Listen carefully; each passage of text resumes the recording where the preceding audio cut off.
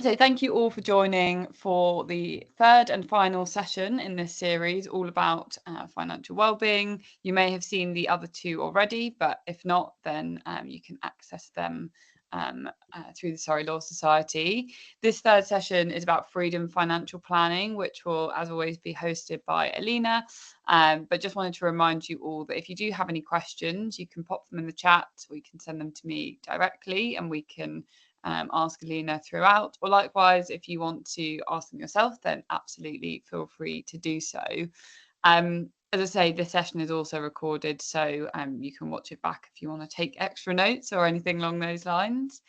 And I will hand over to Alina, our money mentor. I've been working here, well, not working here, but working in this world for over 20 years now. So our trusted expert.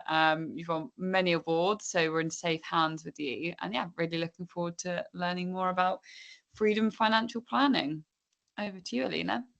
Thank you, Jan. Really lovely to be here. Thank you, everyone, for dialing in. And for those returning, welcome back. It's really good to see some people coming back. And I'm hoping it's, today's helping you sort of round this journey in a way that will suit you and your financial planning going forward. And today is about freedom, financial freedom. It's a really nice segue. If you remember the journey so far, we looked at the financial foundations to start with, and then we looked at the strategic focus for financial planning.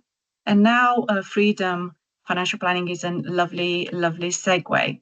Now, I know that financial freedom is typically associated with later life, whether you are, you adhere to this school of thought of, looking forward to financial freedom in the future, then this will be, very well in sync. If you have your own ideas, that's fine too, because financial freedom means different things to different people, and it's usually driven by our own aspirations and priorities and circumstances and our own money stories, things that we grow up with, things that we witness in our trusted circles and beyond. So financial planning is important as a topic, but more importantly, a real important focus for financial planning.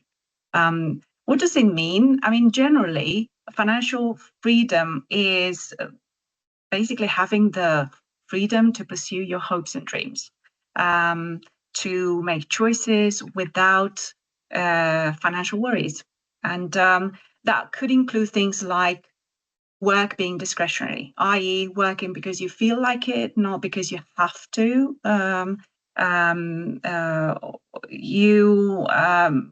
It may also feel that you may also mean that you trade less time, energy for making money, meaning that you use some of your time and energy to attend your other important things like hobbies, like family, like, all those areas, important areas that we talked about that contribute to your personal well-being. It could also mean that you are able to withstand financial shocks or financial challenges with no issues whatsoever, i.e. you're prepared for any emergencies, any surprises that you don't want from a financial point of view. So all these things can signal that you are experiencing financial freedom. But again, think about financial freedom in your own terms. So today, we are trying to develop the language that will enable you to articulate what financial freedom is to you, whether it's today or in later life. It's very important to not only to articulate in a language that allows you to put your best ideas forward. Why is it important is because whether you do the planning yourself or you talk to a professional, this is a really good starting point. And it's any financial professional will never tell you what to do. They will unpack your vision with you. And again, having that conversation doesn't mean that you have to come up with all the right answers. It means that but it will give you that platform to explore your best ideas. So that's a good place to start with. What does financial freedom mean to you? And what good or great looks like. And then it's very important to ensure that you make this vision accessible and achievable. And that it means that you get to learn to plan ahead, to unpack this vision and break it down into small achievable steps. And this is when we talk about goals. And if you remember, we talked about financial goals in the past with the lenses of the now and the soon, and now we talk about later. Also, financial freedom or planning towards financial freedom means also that you get to sharpen your tools. We talked about the five ways to financial well-being. We talked about having a strategic focus, looking at taxes and all the practical elements of money. We looked at the mindset that you need to be able to plan sustainably going forward. Financial freedom or planning towards financial freedom is not dissimilar to that. So as you progress from a sense of security to growth to then freedom, you need to always be mindful of what tools do I actually have in my toolkit and sharpen those tools. And that by that I mean also making sure you maximize the effort and the time and energy.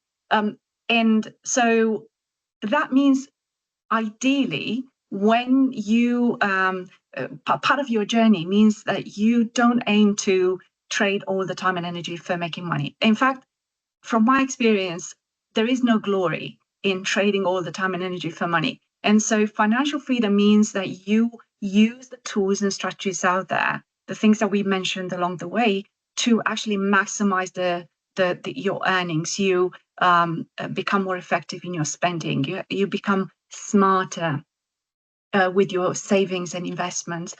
So you use all those tools that are there for your benefit. So gradually you put the power in your money, into your money working for you, rather than you working for money all times and hours. That's kind of the gist of financial freedom as we see it. So hopefully we unpack some of it today. I really wanted to make the point that when you talk about financial freedom, it's very important that you keep in mind the building blocks, the stepping stones that you ought to put in place along the way. And this is why financial freedom as a mini series comes last. It's because you need to understand that financial freedom is the byproduct of what you develop in terms of good habits and discipline, things that you develop today and every day, so that the future financial freedom becomes like a natural consequence of all those things, or like a natural benefit of all those things that you put in place on an ongoing basis. And this is why I'd like you to keep in mind these 4 building blocks, like stepping stones towards financial freedom. And that is present security. Do you remember we talked about becoming a little bit better with or more intentional about budgeting? We become a bit more intentional about emergency planning, okay? Having those emergency funds in place. We then talked about present freedom in terms of creating options and choices with the money that we earn, so maximizing the value of your salary, but also maximizing the value of your take-home money through your savings and investments, with the money that you keep at the end of the month. And then remembering about future security. When we talk about financial freedom, one of the biggest elements there is to manage the risks, your ability to improve your ability to mitigate those risks. And by that, we mean, as you probably remember, we mean taking into account the potential loss of life, loss of income, loss of health, loss of capacity. All those things, if you set yourself up, if you put all the tools in your toolkit and make sure that these tools are there to serve you on your journey, future freedom will become accessible and achievable for you. Now, people ask me, so what decisions do I need to make? Or how do I know I'm making the right decisions? And my vision is that, or my view is that the right decisions are at the right time. Hindsight is a powerful thing, and a lot of people look back on their decisions and say, I wish I'd made a better decision. I hope you can settle with the fact that decisions taken in the past were the best decisions that you were able to take with the resources that you had, with your knowledge, with your financial and emotional resources, with the whole resilience toolkit that you were able to put together along your journey. And so I would like you to not only remember these stepping stones, but also the 10 building blocks of financial well-being. Wherever you go, whatever decision you need to make, it's very important to remember that the best, the most informed decisions come from your ability to align money and mind. Money, the practical side, and mindset, your emotional the emotional side of your financial decisions, and that come from your sense of joy and purpose and the way you see your future self, the plans that you write, the focus on you, and whatever is important, urgent, and beneficial to you and yours. And so if you keep that in mind, the quality of your decisions will improve, because you're going to ask better questions, and with better questions, you will get better answers. And also to bear in mind that you as a person will always evolve. You're in a permanent state of becoming the next best thing, the next best version of yourself. So just being mindful of that and giving yourself grace along the way is really, really important. And it gives you a good foundation when you start shaping up that vision of financial freedom. It'll get better and better along the way. Now, visions change, but for you to actually have a good grasp of that vision and align the money and the mindset in the most effective and beautiful way for you to work for you and yours, I think also it's very valuable to keep that framework that we proposed along the way in mind. And that framework is clarity, control, organization. Clarity, control, organization. Clarity means understanding the why, the purpose, the what is important behind that vision. The control is to understand what is it that you can do to make the progress that you need. And then the organization is to do with achieving consistency. So even I know that a lot of you, probably all of you, are overachievers, right? And overachievers usually pursue excellence. They pursue perfection. They pursue the best, the great, because you know you can achieve that. Now, part of the smooth transition from where you are to financial freedom is allowing yourself to celebrate progress and put in place all those tools that you need to gradually achieve that progress along the way. Okay, and putting a process in place allows you to make that progress gradually, so you not only achieve financial well-being, but you enjoy personal well-being along the way. Okay, so let's use this framework to when we start unpacking financial freedom. And I know, like I said, a lot of people associate financial freedom with later part of life, which is why we put it in the context of retirement planning. But for those of you who may not have retirement planning quite yet on your radar, this will give you hopefully the notions, the language to articulate all those things, to understand what is it that I need to pay attention to, And what is it that I can do right now to make this transition smoother with having the luxury of all that time ahead of me? Okay, because there are things that you need to consider even now, and with the benefit in the now, not just for the later. Okay, right. So let's see. Clarity, the why. So when it comes to financial freedom, similar to all the other elements of the now and the soon, the why means, like I said, your ability to create that version of financial freedom. We talked about comparisons. We talked about money growing up. Having that ability to allow yourself to have your own version of financial freedom is so, so important. Not someone else's idea of success, not someone else's idea of option choices and so on. It's your version of financial freedom. So apply to retirement planning. Usually the exercise that we do with our clients is to imagine if money were an option, if you were to retire right now, what good or great would look like. Okay, and being able to paint that picture. What would you focus on? What would you like to do, to have? How would you like to feel?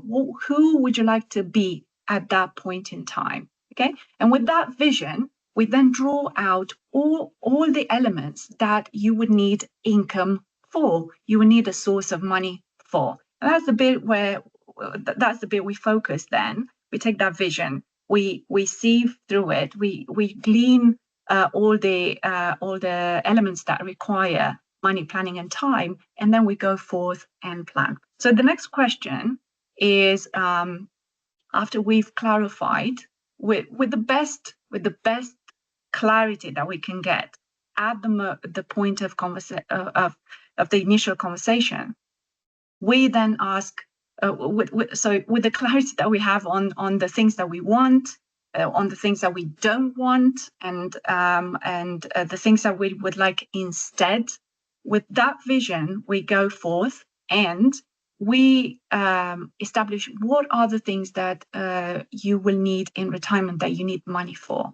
Now, for those who plan more specifically for retirement, one of those conversations would be to focus on the rule of 300, meaning you understand the need for income on a monthly basis and you time it by 300.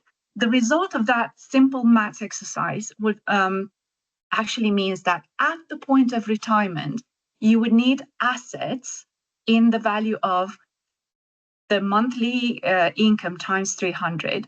For, if you need £3,000 on a monthly basis, you time it by 300 and you get £900,000, whether it's a pot of money or it's sources of income dotted around from savings, investments, pensions, and state pension, depending on the point of retirement. Looking at the sources of income, and the question is, can I get this income on a regular basis? So the rule of 300 means your monthly need of income times 300. That is the value of the pot, and that takes into account a 4% drawdown rate, meaning you take 4% every year, and what's left keeps compounding in the background. If you've watched the previous webinars, we dived into this more specifically, but this is something, again, for you in terms of your tools to kind of go, okay, well, a ballpark figure would be this. This is what I'm aiming for. Then what? Now, then what it's a good question to have, because that takes you from clarity to control. Unpacking what is it that I need to take into account for planning forward. Now, the what means looking at challenges and also opportunities. The challenge would be, not having enough incoming, not having enough income to secure the lifestyle that you're after. The opportunity means that you may use the income that you will be earning throughout the lifetime to secure that need of income in later life.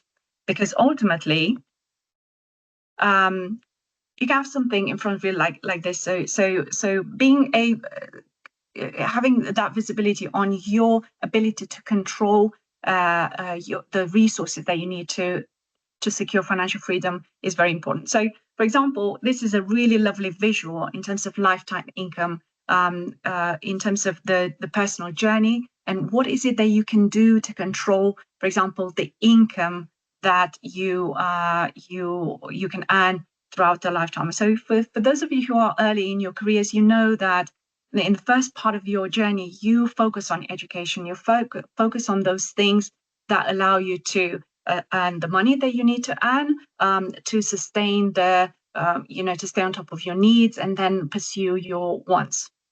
When you're like mid-career, you've already mastered your skills needed to trade for income.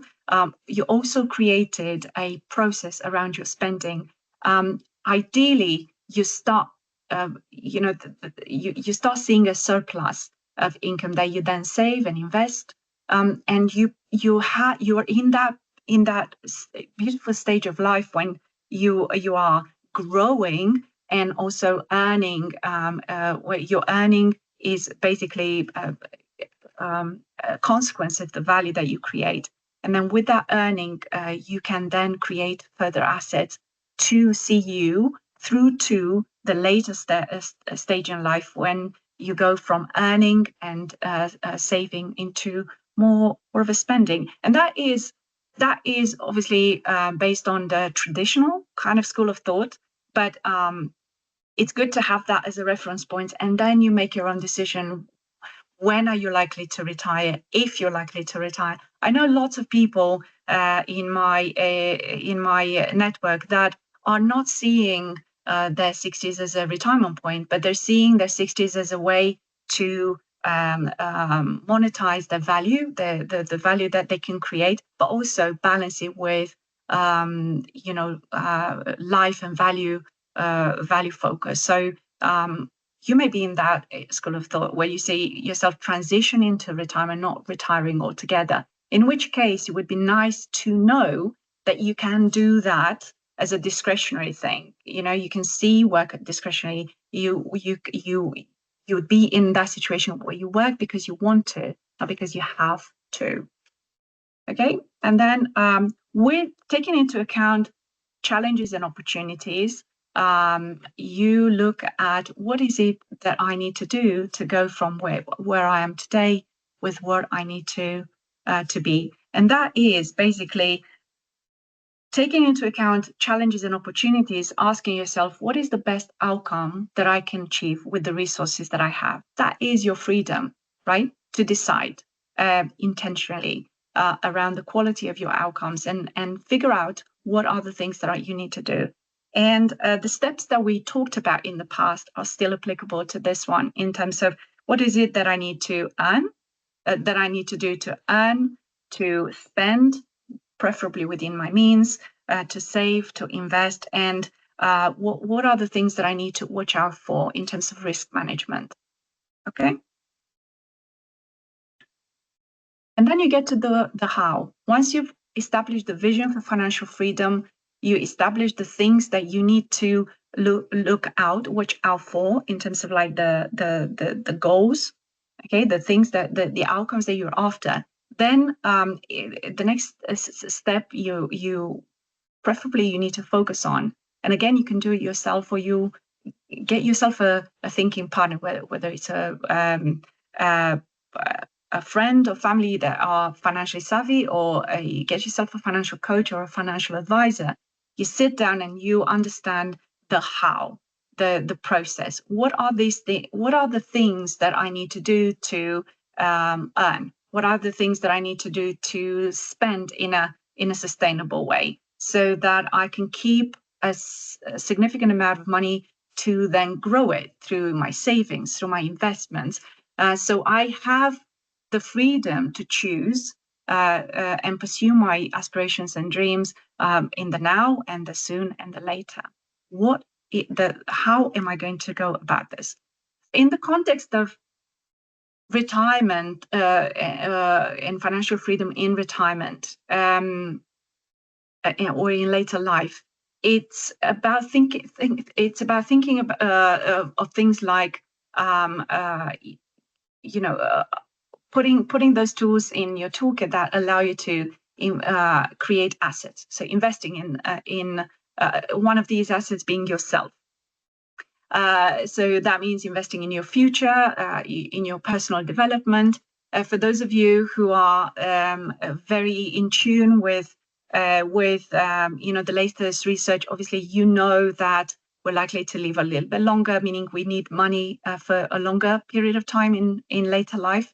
And for a lot of us, it may mean that we may, and especially with the women in this virtual room, you will know that because of the stages we experience with, growing family or caring for family, or our own journey in terms of our own challenges, and on my radar comes a lot of the issues around menopause and so on. So all these things that women experience can mean that pivoting career may come up on your radar at certain times. And so investing in your future also means making sure that you are setting yourself up for success in terms of creating the skills and capabilities and abilities that allow you to pivot your career so you can keep earning if you have to at all stages in life. So increasing your skills, accumulating assets. I'm not a great fan of trading all time and energy for money, only because I know it's not sustainable. So my favorite thing is to look at accumulating assets. Property may be one of them, but savings, investments, ideally those tax-effective tools that you put in your toolkit, and we're going to contextualize it for retirement. And it may be that for a lot of us, it could be for when you're early or mid your journey of wealth creation, it may require that ability to manage your trade-offs, knowing when to say yes, knowing when to say no, and putting a real purpose behind those decisions. It's important too. We've touched upon that, but I think it's really, really important to keep in mind when you plan towards financial freedom, to take those things into account. Financial freedom is not just about assets in terms of external assets. It's about you managing yourself as an asset too, so you can have the freedom to do to adjust, but then also to be able to mitigate risks along the way too, challenges and opportunities alike. Now, when it comes to financial planning in later life, obviously knowing what you want in terms of lifestyle is key. The need for income is key. Then what is it that I need to do is key. And one of those things is retirement contribution. And the next question is, well, how much should I contribute? Again, there is a formula. For in the simplistic way, it's basically taking the rule of 300 and into a percentage per month as a monthly contribution. In the simplistic way, people just take their age and half it. You can take the 5 years away to kind of mitigate, to stick to the 30 years past retirement. But again, it's driven by how much money you need in retirement, and that figure can go up or down in terms of your vision of your lifestyle. So for those who are closer to retirement, obviously they know at that point that maybe a mortgage will go away. They're not going to have childcare costs.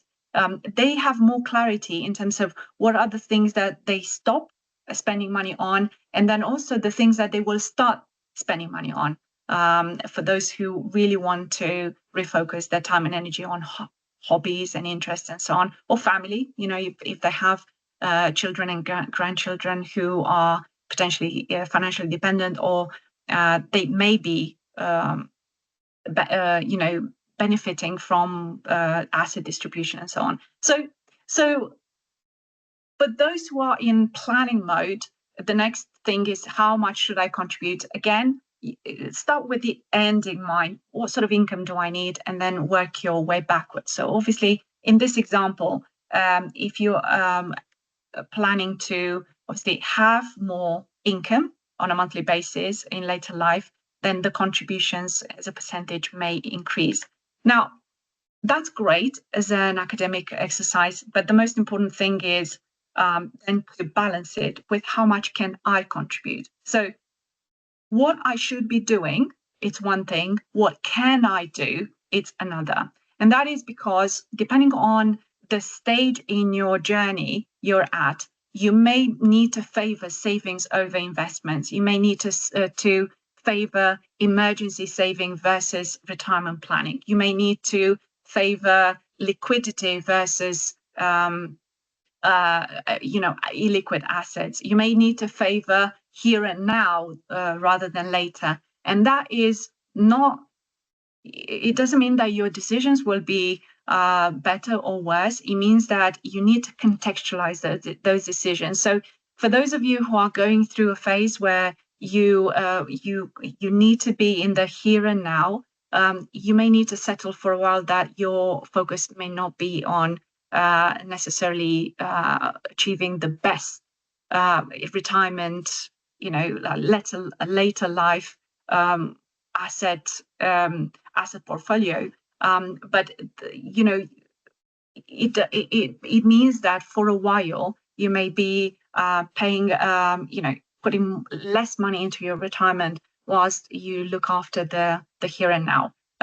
Being financially stable in the here and now is as important as being financially free or experiencing financial freedom in later life. So balancing today with someday is really, really important. And that's what we do in financial planning day in, day out. There will be a day when the balance changes. So the need for savings, for stability, the stability that comes from savings and having an interest rate will be less of a focus, and that's when people start complementing their savings with investments, meaning they can take a little bit more risk. They can entrust more money into that area of investment that comes with volatility, uncertainty, but also with a greater level of return, as we will showcase in a minute. Now, for that reason, there's a huge argument when it comes to pensions. We usually say that pensions do allow you to retain control. If you remember that graph with education in terms of creating income, saving, and then spending, pensions do allow you to retain that control of income. So you don't rely solely on the state pension. You have a say. You have the power to decide how much income you will be earning in retirement. So you can enjoy a good lifestyle, the lifestyle that you see as your version of good or great.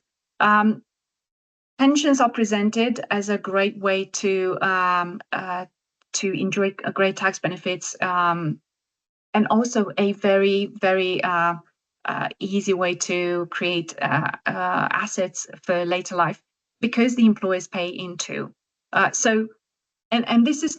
These are some of my absolute favorite things when it comes to financial planning. Like I said, there is no actual glory in you trading all your time and energy for making money. And so the best thing after mastering what you need to master to earn money is to actually find the smart ways that you could enhance the value of the money that you earn through tax effective solutions, and then taking all the free money that you can get to, and the employer contribution fall in that category. Now, people ask me, so what are you talking about when it comes to tax benefits? The tax benefit comes in the shape of tax relief. It means that as you start earning more, obviously you pay more in tax, the contributions into your pension, they're taken out of your salary before you pay tax. And so that not only that it means that you pay less in tax, but also as you start earning more, it becomes more of a compelling argument to save into your pensions. Now, a lot of people say, well, actually, yeah, I get it, but I don't plan to retire when I'm 67, 68. I would like to refocus on the things that allow me to enjoy my money and whilst I'm healthy.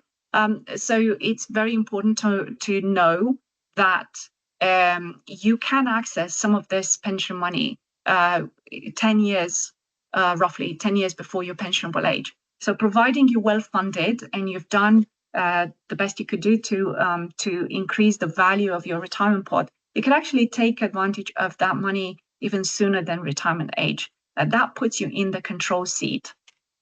So about 10 years before your pensionable age, you can take 25% tax-free. The remaining 75% is subject to income tax in the year of withdrawal.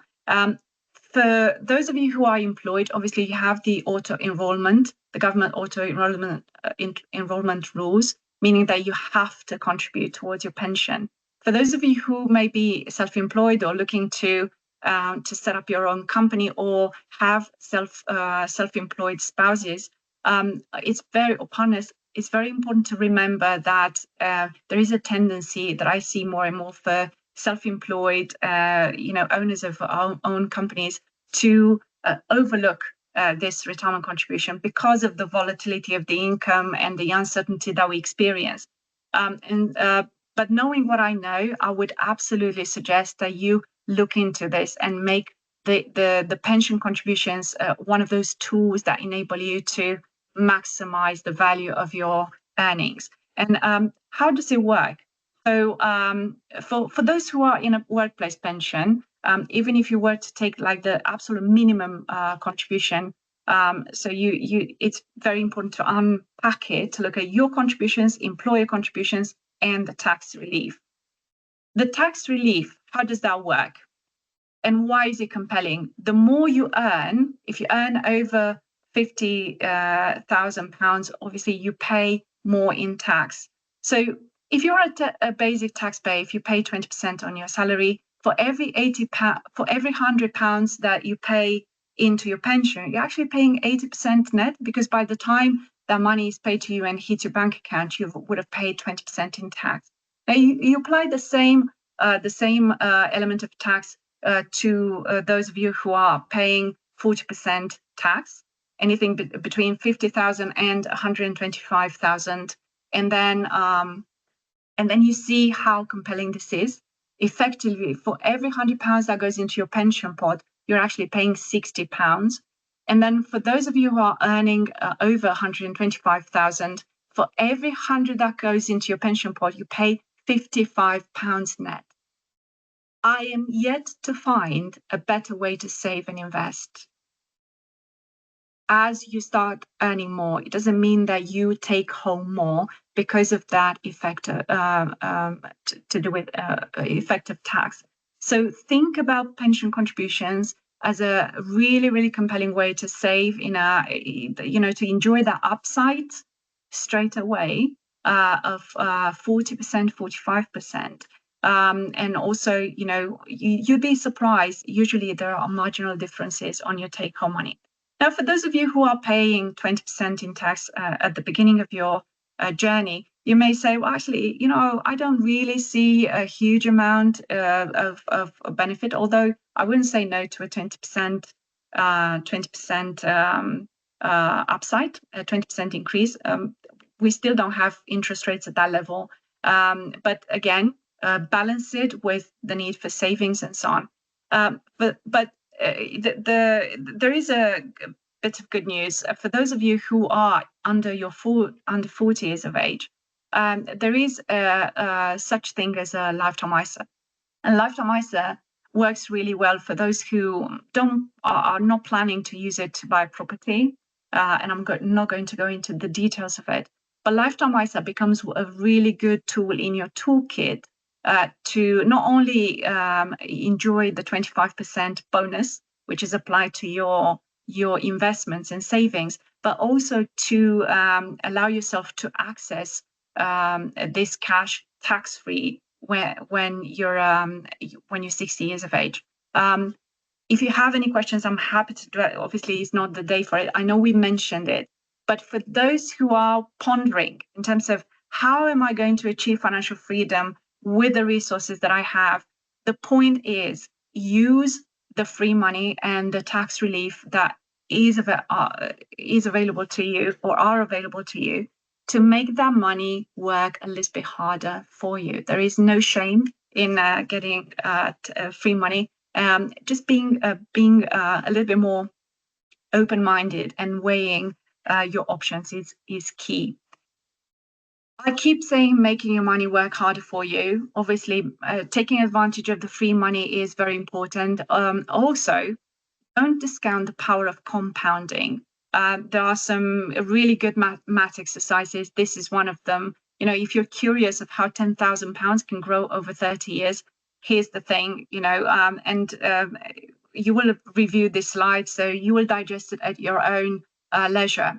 But I think the one thing that I want you to pay attention to is the annual return, that percentage bit that applies. And that percentage bit is really, really important. And it comes as a trade-off in terms of savings versus investments, because the level of return is basically as a trade-off when it comes to risk, the risk we take. And this is why it's so important to put that into perspective. For those of you who are not willing to take the risk, obviously then you need to be mindful that with lower risk comes low return, high risk, high return. Now, people ask me, so what gives my money higher risk? Is when you look at in a portfolio that contains cash, bonds, property, and shares.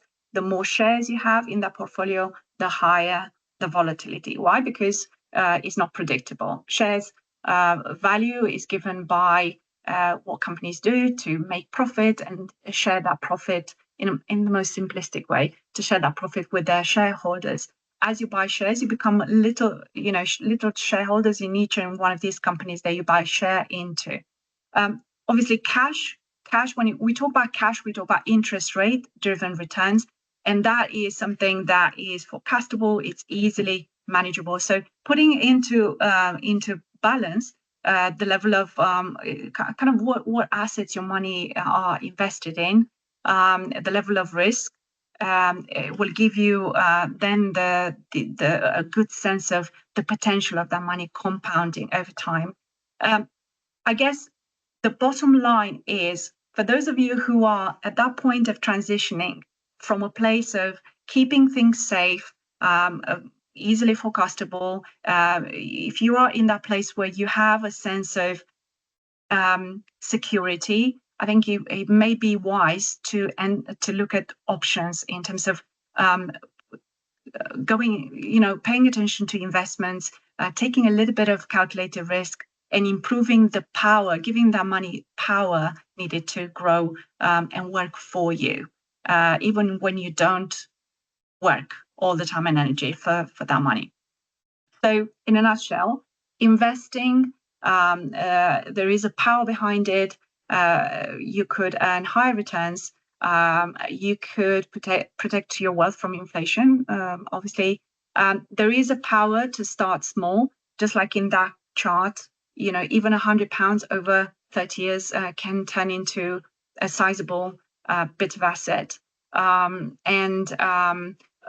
Because of that snowballing effect of investments over a longer period of time, you can enjoy that power of the compound interest that will work for you. And that's a good visual too.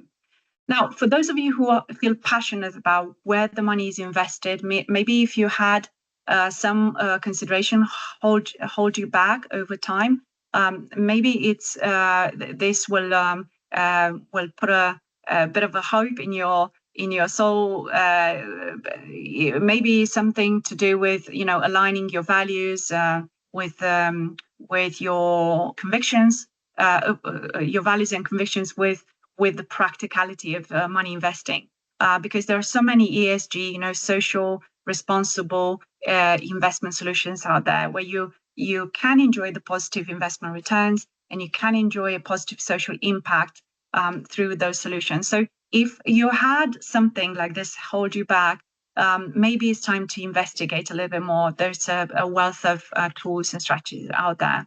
And these are some considerations: socially responsible screening, environmental, social, and governance practices in place, and including faith-based funds too. It's very important, I'm conscious of time, to keep in mind the 4 principles of investment success. Set your goals, balance balance a clear investment strategy with a diversified approach. So balance risk and time with return. For those of you who have lots of time ahead of you, make risk your friend. Okay, you can afford it. You can afford taking a little bit more risk over a longer period of time. It's important to keep the discipline. Usually people lose money in investments when they're subject to noise. Making sure that you stay in the game, small, consistently, beats rush decisions, and then all the while being mindful of the cost and taxes to do with those. So prioritizing your ISAs over general savings accounts, making sure that you stay on top of, as your salary increases, you stay on top of your taxes and use retirement contribution, things like retirement contributions, ISA contribution, as a way to protect your growth from tax.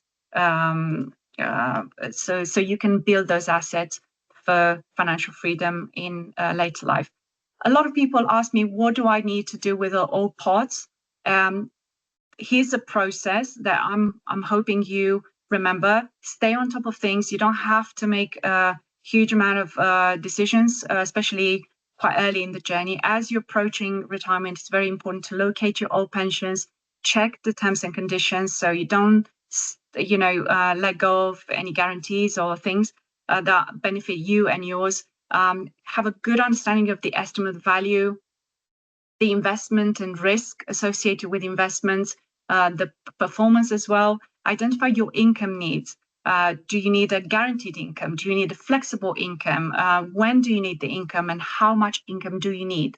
So having that understanding is very, very key. And identify free support available. So for those of you over the age of 55, you can talk to someone in PensionWise, you can investigate resources through Money Helper, or if you are in a position where you can access advice or guidance within a financial advisor or coach, please access those resources. It's so important. So here's the top tips when you plan for financial freedom, and I'm hoping this creates that foundation for your to give you a solid base for your financial thinking and financial planning. Know your numbers and your income needs. What good looks like. What sort of money do you need when? Start small and early as possible.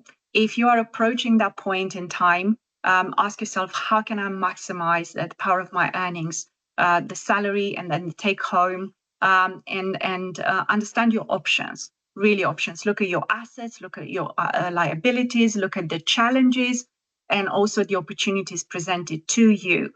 Also, stay informed and stay open-minded, okay?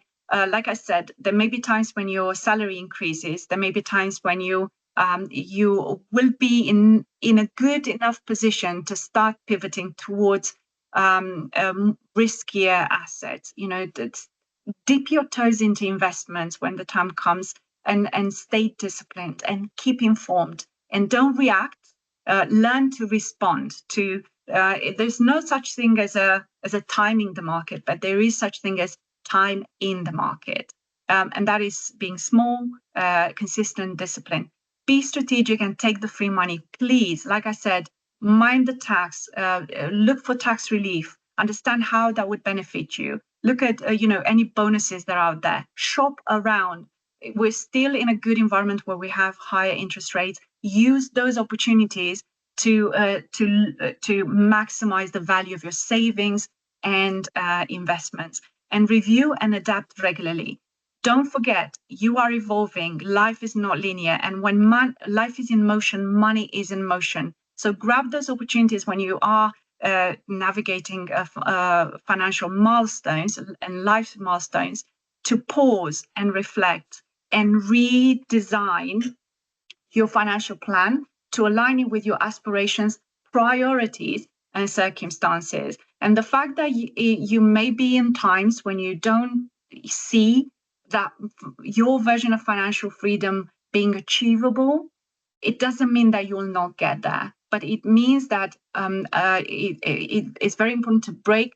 I always say to my clients, still aim for the peak, plan for the climb, one leg at a time. And for the hikers in this virtual room, you probably know what I mean. So, as a case study, for those of you who are wondering, how much money do you need to save? If you were to need 1 million at the age of 65, this is kind of, this paints the picture. The earlier you start, the better to get to that point. Importance of starting earlier, hopefully this will, again, please digest it as your own time. These are case studies. We take Sophie and Simon. Contribution levels differ. Because why? Because Sophie is 25 and Simon is 45 when they come. They start this process. The time horizon. Remember what I said. Make time and risk your friends. Sophie has 40 years ahead of her. Simon has 20 years ahead of him until they reach the pensionable point. The assumed investment return is the same, 8%, and the total savings throughout this time is 120,000. With all these assumptions, this is the outcome that they will get to. Sophie, because of the time, the compounding effect, the snowballing effect of her investments, starting early, putting money in on an ongoing basis, she will get to enjoy significantly higher retirement pot. That goes with your savings, that goes with investments as well. So just be mindful of all those strategies in place that you can employ for your own benefit. So this being said, in order to avoid this being a really good, entertaining opportunity and maybe digesting some good to knows and so on, I think for you to move from an academical exercise to something that can be really, really impactful for you is to ask yourself, what next? What will you do next? So hopefully when you walk away, you will start asking that question and come up with one thing, the one thing that you can do to put in place and get yourself closer to financial freedom. And I think if you do that, you will be closer to your financial freedom than you have been before. So I hope you take this with you and start taking significant action. And that's me done. And I'm really hoping we still have time for questions. Well, all you've got so far, Alina, is thanks. So clearly you've covered all those questions. I'll give people a moment as well if they would like to put any in the chat. Thank you. Oh, that's very good, Kelly. It would be interesting to know, for those of you who are returning, if this has helped connect the dots, and if you have thoughts in terms of what you will take forward, even if it was one thing that you found really valuable. It's okay if you don't feel comfortable sharing, that's absolutely fine, but it would be nice to share.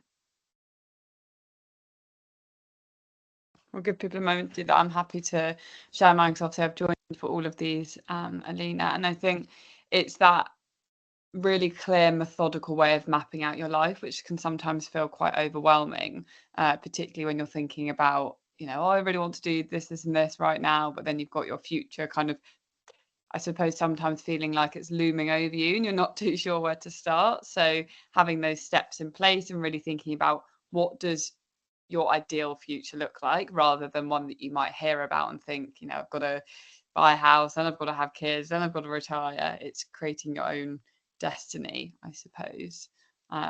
So yeah, I've learned a lot from you on that front. Thank you, Jen. Yes, I think seizing the opportunity to understand, what stage you're at, and it's okay to go after achievements and then to go after fulfillment when you are done, achieving all those things and experiences that you think they're right. So for financial freedom gives you that opportunity to go from achievement to fulfillment to really focus on the things that are important to you. And for a lot of people, that becomes the thing to go after, and while compromising the quality of their life in the present. Yes, thank you, Kelly. So the reminder to balance present well-being with financial goals, really important. And I think that is the wisdom that unfortunately I see more with people later in life than earlier. So I made it my mission to bring that into focus, because I think we underestimate the importance of that. So it's easy to work long hours and prioritize future freedom and forget to live now. The aligning of the money and mind is a good one. Kelly, you sound like a very wise person. Thank you so much. You summed it so beautifully. It's incredible. I recently had a conversation with a gentleman who does like a technical job, and then he set up a salsa training business on the side, and he takes off. He only works 4 days a week because he wants to spend time with the kids. And he got to that point. He experienced a few life challenging moments when he got the light bulb moment, when he's like, no, we need to prioritize things in a way that really suit us, not whatever my parents, my grandparents would have considered to be financial success. It's what works for me and my kids. Katie, I like the rule of 300 concept. I just need to work that through in practice, bearing in mind my partner's public sector pension and what that means for the pot I need to achieve. Yes. So again, think of all the sources of income that you have. You may have old pensions, may have old defined contribution pensions, defined benefit pensions. That will bring into a focus the guaranteed income you will have, okay? And understand when that guaranteed income comes through. Don't have guaranteed income when you would like to access that income, how much, bearing in mind that early in retirement, a lot of people's income needs are higher because we tend to go wide. We still have the joints working and a bit of a joy to go do things, explore things. And so the need for income is greater. And ideally, because the income in retirement is taxable, remember, it's valuable to have savings and investments that supplement that need for income in early stages without incurring silly amounts of tax. So if you are willing to give that exercise a go, I think that will be time well spent. And that will not only focus you on understanding the practicality around how you're going to source that income, it will actually condition you to do a little bit of life planning too, which is my favorite thing to do. Sure, number one passion. Well, we're coming up to time, so thank you so much, Alina, and I'm sure everyone will agree that it's been a very valuable session. As I mentioned at the beginning, it is the last one, so do catch up on the recordings, either of this one if you joined late, or of the previous two. And if you've got any feedback, do share it with the Surrey Law Society team. And yeah, any questions, pass it on to them, and we will be able to help. Thank you for turning up. Thank you for your attention. And I look forward to staying connected. Do reach out. Thank you, Jen. Thank you. Thanks. And Eloise and Helen.